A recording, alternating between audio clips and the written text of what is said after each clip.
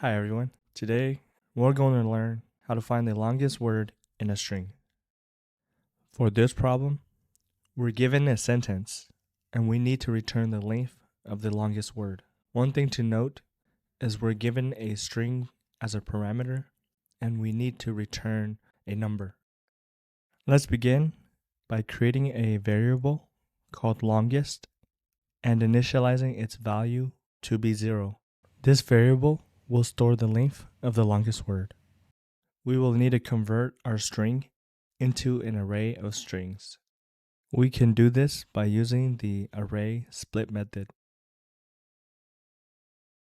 We will create a variable called words to store our array.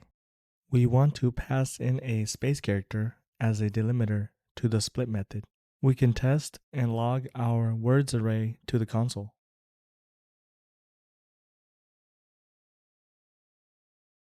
Now we're going to use a for-of loop to iterate through our words array. We need to compare the length of each word in our array to longest. If the word length is greater than longest, we reassign the value of longest to be that of the word length. After we finish looping through our words array, we can test and log longest to the console. We can see that the longest word has a length of 6. Let's submit our solution.